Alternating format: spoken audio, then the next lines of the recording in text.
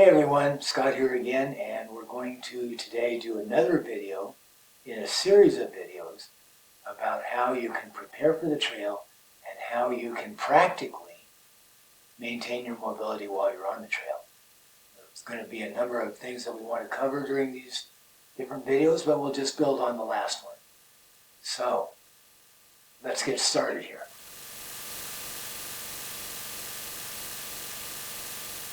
In the last video, we did a series of movements that led up to your ability to get up and down off the ground more easily. And so we were bending the knees, twisting, coming down, bearing weight on the hand, down here, and back up here. And the more you practice that, and the more you practice it mindfully, noticing the little things that you're doing, the little nuances, you can get very smooth at that. So, first of all, I want to say, when you're done with a day's hiking, you're going to be tired. That is not the time to push your limits. And people talk about stretching. We have to be careful with that term because it seems to imply pulling on your body, maybe even pushing your limits a little bit. At the end of a day's hiking, that is not the time to push your limits in terms of some kind of stretching routine. At the end of a day hiking, whatever you do, if you want to do something extra to maintain your mobility, it must be done gently because I myself and others in the past years have injured themselves doing stretching. And so if you're not going to do this gently, mindfully, cautiously, and in a productive way, then there's no point in doing it at all. So I just want to emphasize that because this is not a matter of doing, it's a matter of doing well, doing carefully, and doing practically. So in this series, I'm trying to emphasize movements that actually don't take you someplace you don't need to go at the end of the day. Something that you can use practically. So let's go ahead and start where we were last time, where we're coming down like this. And instead, be sure to bend your knees. Bend the knees. You don't have to force yourself to keep your legs straight. We want to bend the knees. We're going to come down here, and we're just going to explore being on the ground. You can walk out a little bit, come back. You can go over to this side, over to this side. You can look behind you. And the object here is to see how comfortable you can get with being on the ground. If I want to look over here, I could pivot. I could bear partly on the hands if I wanted to. And I could bring myself into kind of a balance. So you want to find the easiest way you can do this. I could explore back here, look under here, over here. I could pivot my feet. I could pivot this way, or I could keep both feet on the ground. And I could just rotate my torso a little bit this way and that way. So go ahead and work with that a little bit. I'm going to give you a second here. I'm going to pause, and you go ahead and work with that. All the variations of being comfortable with the ground. Now, after you've had a chance to do that, you can pause the recording and play around with it a little bit. You might even do a little bit of crawling on your hands, but we won't get into that too much on this video. So pause the video, play around with just being comfortable on the ground. Then when you come back to the video, let's take that a step farther, so to speak. So let's come back down here, and we come back down like this. And as we were coming like this, could you bring one knee down to the ground? And back up. Do it a few times. You look behind you. You can come up on your fingertips. Whatever you want to do. Good. Good. Come up and rest. And then come back down here again. And can you bring the other knee down to the ground? Again, you can look wherever you want. You could reach out from here. You could do whatever you want. So, what can we do with that? Well, you're going to be putting down your tent stakes maybe. So you come down here like this and you're going to work a little bit like this maybe. This is one possibility.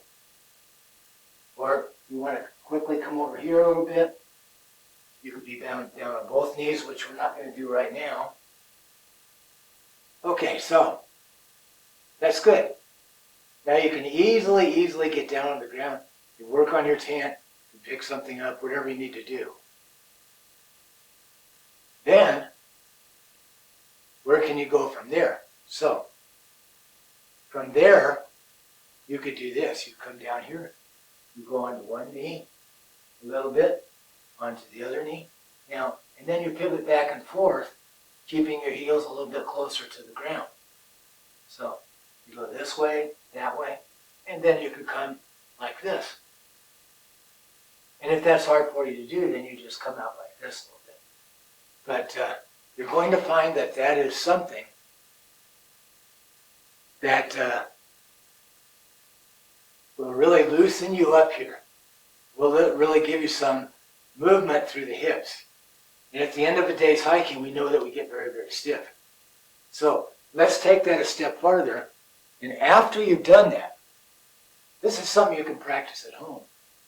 You can do it at home, learn how to do these movements, then you can make it something practical.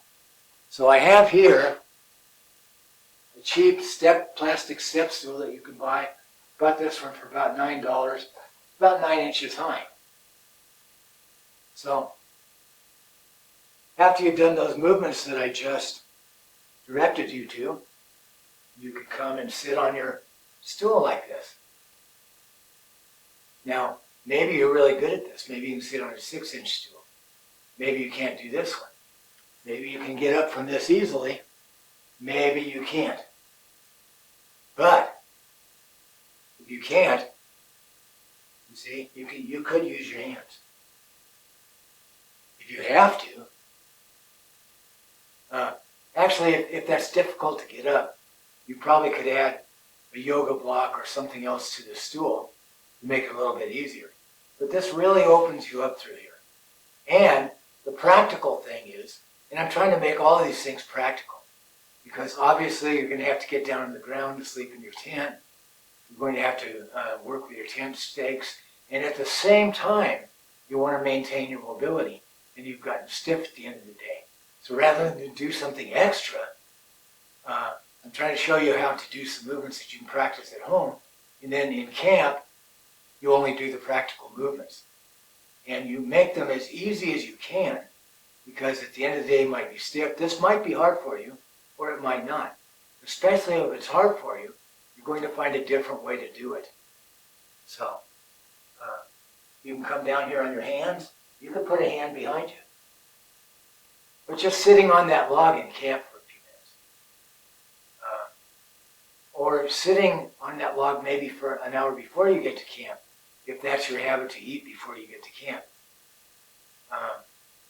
So throughout your long distance hiking, you're definitely going to find a few rocks or logs to sit on. So anyway, so this makes this all practical. So at home you practice these movements as gently as you can. Then out on the trail, they translate to something practical. So nobody's going to want to do, or usually most people are not going to want to do a whole routine of stretching or movements when they're out on the trail. But you can do these practical things if you learn to do them at home and you get into a habit of moving pretty easily at home. Then it's going to translate easily into movement that's very helpful, keeps you from being too stiff on the trail. So hopefully we're going to do a few more of these videos, get into some interesting things that maybe you can also apply very gently on the trail to maintain your health and mobility.